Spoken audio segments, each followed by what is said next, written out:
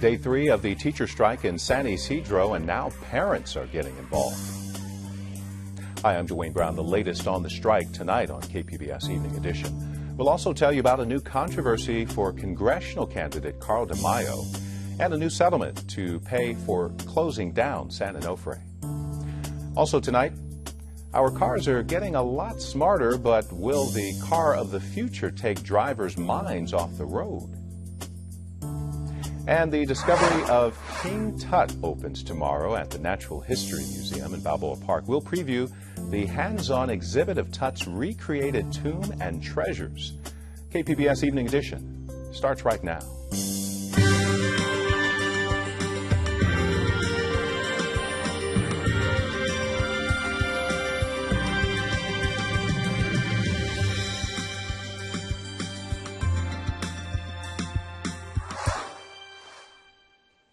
Hi, good evening. Thanks for joining us. Day 3 of the San Ysidro teacher strike, and today parents got involved. KPBS education reporter Matt Bowler joins us from the newsroom with this update. Hundreds of parents and students marched on the district offices this morning demanding to see qualifications of the substitutes who are replacing the striking teachers.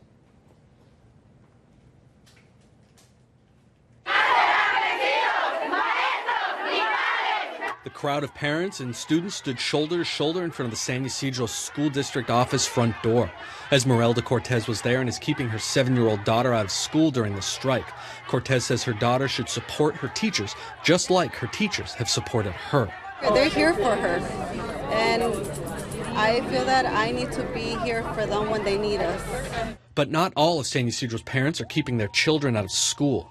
Catalina Hernandez has 2 daughters, 7 and 8 years old. But I know my girls will miss out if they don't go to their school. So that's why I took them to school.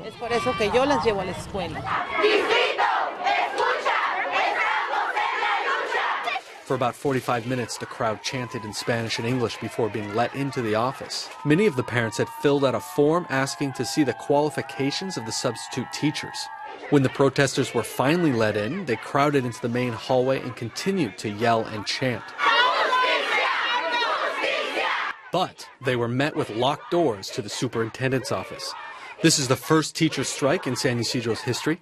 In an email, the district says it verifies substitute teachers are fully credentialed before they are assigned to a school site. The district and the union are still not talking as the strike heads into next week. Matt Bowler, KPBS News. San Diego's 52nd congressional district race is getting national attention again because of sexual harassment claims against challenger Carl DeMaio. They were made by former staffer Todd Bosnich, who talked about it on CNN today. DeMaio also appeared on the program saying the claim is false. DeMaio says Bosnich was fired from his campaign for plagiarism and accused him of breaking into his campaign headquarters earlier this year. Police sent their investigation of the break-in to the district attorney. DeMaio has been accused of sexually inappropriate behavior before by then City Councilman Ben Hueso.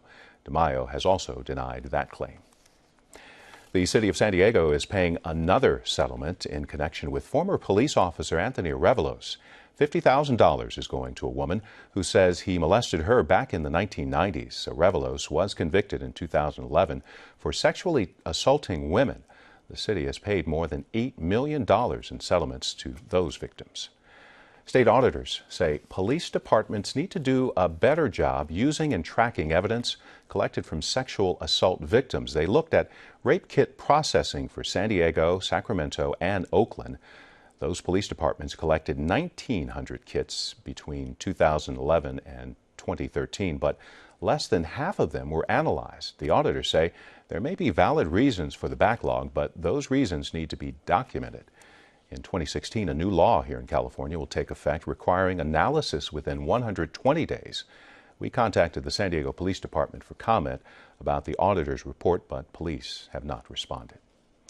County Health Agency is looking for a runner who may have caught rabies last weekend at the Del Mar Fairgrounds. The runner reported a bat landed on him during the Del Mar Mud Run.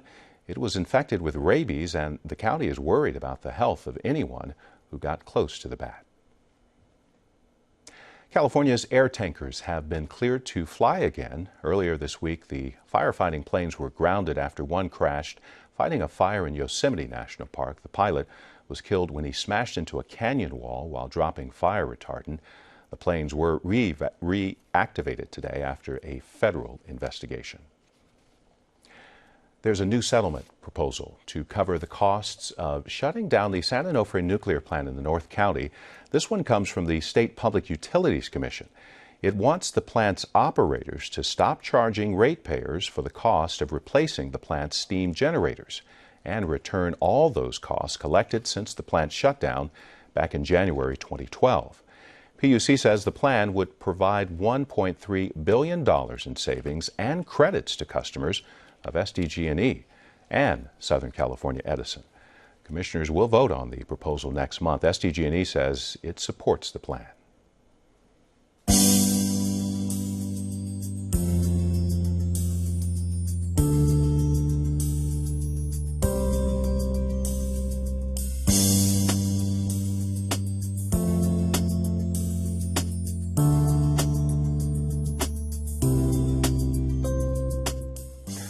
Former war correspondent Gretchen Kovacs spent more than a decade reporting on the conflict in Iraq and Afghanistan. Earlier this week, she spoke with Amitha Sharma about a personal essay she's written about the experience.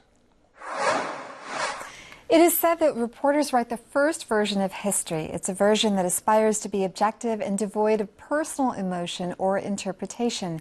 Anyone who reads news accounts of war, disasters, or other events that lead to human suffering has to wonder what effect it had on the reporter on the scene. Well, UT San Diego military affairs reporter Gretchen Kovacs recently wrote a series of essays on her experience as a war reporter. She joins me now. What made you decide to write this first-person account? Well, to be honest, I was very reluctant to do so. This was actually the idea of our editor-in-chief, who was thinking, you know, we've run all these eyewitness accounts in recent months as ISIS, the Islamic State, has been advancing across Iraq. We've shared accounts by Iraqi immigrants, by Marine combat veterans, politicians who were involved. Why not share the story of one of our war reporters? And his perspective was, not only were you an eyewitness, but you're trained in writing, and so you can perhaps convey in words what some people may not quite be able to communicate. War is horrific. What consequences of war did you see up close? Well, going into a war, you expect to see atrocities, death, destruction, but it's one thing to think about these things in abstract before you go there, and another to see, a human being who's been burned horribly, or, buildings destroyed, whole towns leveled. It has an Armageddon type feel to it that can be difficult to process. Why did you want to be a war reporter? I wanted to cover the biggest story in the world that was unfolding in my backyard when I was living in Cairo, Egypt at the time. But also I think there was a certain amount of comfort that I had in terms of with the idea of going to a conflict zone because of the military experience of several members of my family. And what was their military experience? My grandfather was, both of my grandfathers actually served in World War II, but one of my grandfathers was at Pearl Harbor when it was bombed, and then he went on to become an Army officer, did 2 tours in Vietnam and 1 in Korea. My father was an Army soldier selected for West Point, went there for a few years, but then became disillusioned with the war. But in my family, I think we've always had a respect for military power as a way of protecting our American way of life. That, because I have combat veterans in my family, they don't see it through rose-colored glasses by any means, but they consider, armed intervention a necessary evil at times. So the U.S. went to war in Iraq because the Bush administration said that there were weapons of mass destruction there. Those weapons were never found. Did that at all disillusion you about wanting to continue to cover events there? I don't think it disillusioned me, but it certainly caused me to reevaluate my thoughts about the war, when it became clear there were no WMD to be found. And also, more importantly, from my perspective, because I had been in New York City for the 9/11 terrorist attacks and reported from Ground Zero as a Newsweek intern, the alleged ties between Saddam Hussein's regime and Osama bin Laden or Al-Qaeda, those never materialized. It turned out not to be true. And so at a certain point, I just found myself asking, why are we here in Iraq? Why are we not focused 100% on Afghanistan? We've done countless segments and stories about returning soldiers from Iraq and Afghanistan, coming back and dealing with PTSD. How did you cope? How have you coped with what you saw as a reporter in those regions? I feel that everyone has a cup of grief, if you will, that they can, it gets filled up and it drains down at times, and, you go through certain life events. Some people are more resilient than others, but after 8, combat reporting trips, I just got to the point where I couldn't reset back to normal when I got home as easily as I could before, and I realized that I was probably at the end of my career as a war reporter. So I did get some treatment for combat stress and PTSD issues and work through it a lot. I think some of those things that will always stick with you, those memories, you just can't unsee things that you've seen. Gretel Kovac, thanks so much for coming on the program and sharing your story with us. Thank you. The race for the 52nd Congressional District gets very nasty and very expensive. Accusations fly in the heated campaign for San Diego's 6th City Council District, and San Ysidro teachers decide they've had enough and they go on strike. I'm Mark Sauer. Join us for the Roundtable tonight at 8:30 here on KPBS. Car can do 0 to 60 in only 3.2 seconds. Is that Tesla Motors showing off its newest model, a self-driving car. This Tesla S will steer itself back into a lane if it wanders and brake automatically if it's about to hit something. But it will also move the car over a lane when the driver uses the turn signal, and it will also use cameras to read speed limit signs and slow down when it needs to. Top speed for this model, 155 miles per hour. Most car companies have been slow to adapt to an increasingly connected world, but now cars are starting to catch up. They're becoming more like huge smartphones on wheels. Smartphones, however, can be distracting. So will the car of the future take drivers' minds off the road? KPBS tech reporter David Wagner took one for a spin to find out. I'm taking this test drive outside the headquarters of Qualcomm. If you know Qualcomm, you probably know them as the company that makes the chips inside our smartphones. But lately, they've been working on another kind of device: cars. So, fundamentally the car is turning into, a smartphone. That's Senior Vice President Kanwalinder Singh. In fact, Audi, the car we're driving, calls the car the world's largest smartphone. I'm behind the wheel of an Audi A3, the first car to have its own 4G connection. It has internet radio, more detailed Google Maps, Netflix streaming for the kids in the back seat. Drivers can dictate tweets using voice command, and the car reads incoming text messages out loud. Hope you're not texting and driving. Singh says Qualcomm's long-term goal is to power self-driving cars, to take human drivers out of the equation entirely. But that's a long way off. For now, they're tricking out cars with the kinds of features we've come to expect on our phones. And if this all sounds terribly distracting for the driver, Singh says it's just the opposite. We believe that driver distraction would actually be alleviated by providing these services through the car. Singh says today, drivers are constantly tempted to look down at their phones. He doesn't trust them to resist the urge. So, he says, let's give them a safer way to stay connected while behind the wheel. When all this is embedded, like it is in this Audi, phone calls destined to you and your smartphone would actually come through the car's antenna and play through the car's audio-visual system, and you would interact through the car. The dangers of the job now are distracted driving. Inside a classroom full of people who drive for a living, we hear a different kind of pitch. Here, professional drivers are told to focus on one thing and one thing only when they're behind the wheel: driving.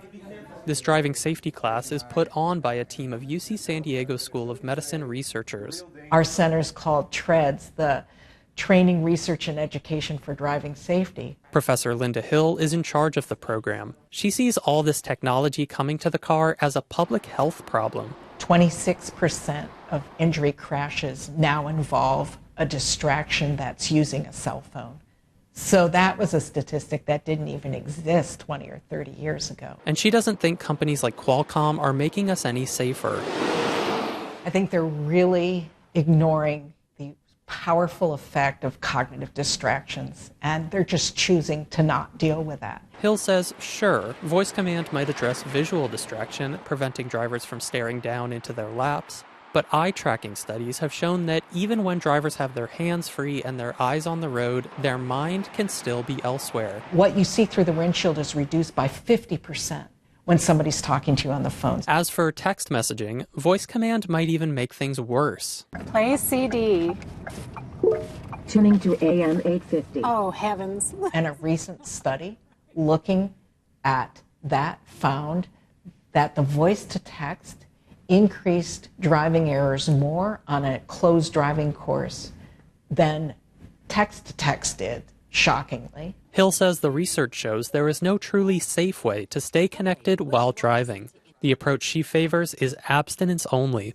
Using a handheld cell phone while driving has been illegal in California for 6 years, but a recent study found no evidence that the law reduced accidents. Many experts think drivers just went on using phones despite the ban. Hill's own data reveals that 90% of college students admit to using phones while driving. Qualcomm's Kanwinder Singh says that's exactly why we need to reinvent how drivers get access to the information locked up in their phones.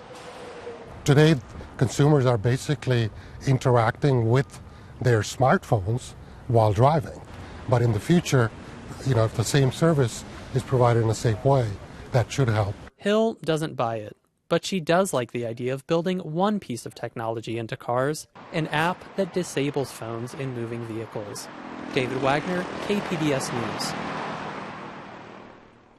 Video journalist Nick McVicker helped produce that story. You can find more about these super smart cars online at kpbs.org. I'm Judy Woodruff. On the next news hour, the lost boys of Sudan find the spotlight in a new movie, The Good Lie. That's Friday on the PBS NewsHour. California is getting another national monument about 2 hours north of here. Today, President Obama announced the creation of the San Gabriel Mountains National Monument. The move spares about 350 acres of land from future development. A new exhibit at the San Diego Natural History Museum lets visitors become virtual archaeologists. Peggy Pico shows us the recreation of King Tut's tomb and its contents.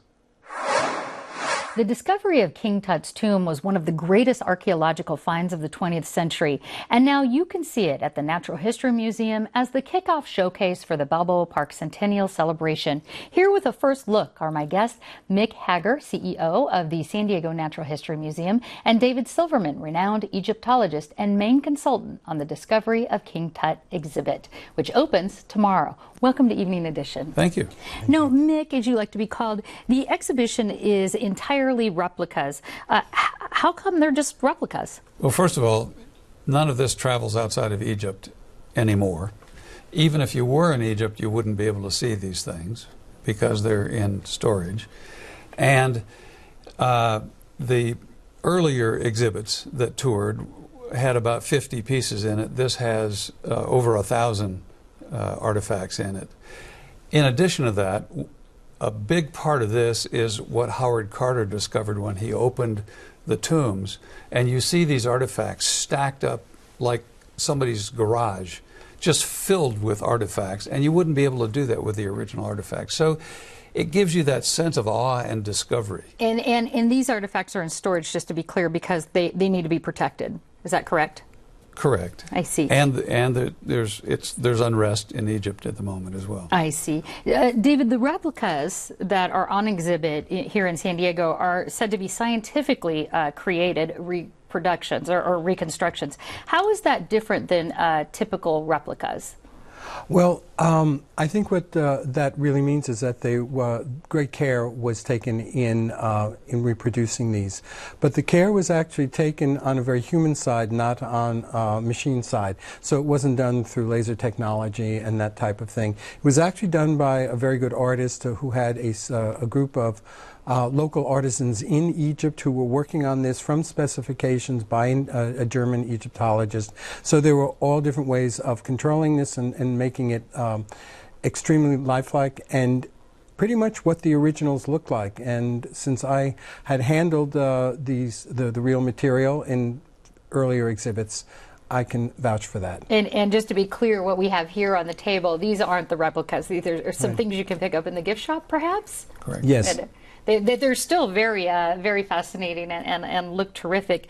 Now, Mick, the exhibit does try to recreate the experience of the first glimpse of King Tut's tomb by Howard Carter, as you mentioned, back in 1922. How are you recreating that sort of first glimpse effect? Well, first of all, there's an audio-visual program right at the beginning, and you actually see photographs of Carter opening the tomb, the actual photographs. And then there's a little reenactment of him putting the candle through, and Lord Carnarvon says to him, "Do you see anything?" And he said, "Yes, wonderful things." And then the program ends, and then you go in and you see the tomb exactly as Carter saw it. And then you visit the burial chamber exactly, well, not quite exactly, because some of the artifacts have been removed, and Carter actually had to remove them to get into the tomb. And then you go to the treasury, and it's exactly like it. And then each piece is laid out separately, so you get to see them in their completeness. And David, as one of the key consultants on this exhibit, what would you like to see people take away from this experience? Well, I think the fact that it is an experience is extremely important, and that Howard Carter always thought, and he puts this in his writing, that he would find the tomb of Tutankhamun. And he had this in his mind when he was very young. And I think this is part of the message that's so important, that if you have a dream and you follow it and you do all the right things, you may be one of the lucky ones. And you can see that in the exhibit, you can feel it, and then you walk through it. And if you walk in his footsteps, I think you're going to be inspired. That sounds like another good reason to visit it. Now, Mick, we'll end on this. Why did the Natural History Museum choose this exhibition to kick off and coincide with Balboa Park's centennial celebration? We wanted to find something big, international blockbuster to help celebrate the centennial. I saw this exhibition in Germany and just fell in love with it, and thought this was the right thing at the right time, and I'm sure that that will prove to be the case. All right. Well, Mick Hager and David Silverman, thank you so much for giving us a sneak peek at this and letting us get in on this before it actually opens tomorrow. I want to let folks know that the Discovery of King Tut exhibit at the Natural History Museum in Balboa Park opens tomorrow, Saturday, October 11th, and runs through April 2015. If you've been shopping recently at the Mission Valley Mall, you may have noticed some bold new artwork by the San Diego Cultural Arts Alliance. KPBS video journalist Katie Shulove talked to the artist as he created the murals, each one celebrating a different San Diego neighborhood. First, we have to make the original design. After that, I make it a scale one-to-one on the wall or on the panel. Then I would put my color. My name is Michael Makram Nicola. I'm from Egypt. I born in Egypt. Just moved here 3 years ago. I'm an artist and designer. It's 7 panels. Each panel is 8 foot by 8 foot. It's just a mood or a spirit. It's not like my murals, my previous murals or project. It's kind of, you have to put something very, very energy for everyone because it's small. And I'm so fortunate that I'm show my art with so many people. We're working too fast and too hard because I'm so excited to see it done. So probably it will take like 20 days, maximum. Right now, they already come to Westfield Mission Valley. I'm so excited about it. Because I'm not born in San Diego, I'm born in Egypt, it was very hard to me. So what I did is very simple. I got all of the 7 cities that they need to connect it with the mall, take my car, get a lot of pictures. Kingston, Hillcrest, University, Heights, the Boulevard, then North Park. When you just path this way, you can feel the energy of the art, this is my goal, actually. Should be a pleasant weekend with more normal-like temperatures for this time of year. Expect some clouds along the coast. Temperatures in the mid-70s. Sunny in the inland valleys, mid-80s. Mountains will warm into the upper 70s over the next few days. Sunny and clear in the desert, upper 90s. Let's recap our top story tonight. The teacher strike is in its 3rd day at the San Ysidro School District. And today, parents staged a march of their own on district headquarters. They demanded to see the credentials for the substitutes who are filling in for striking teachers. The district says all the teachers are qualified. You can find tonight's stories on our website, kpbs.org/evening edition. Thanks for joining us. Have a great weekend.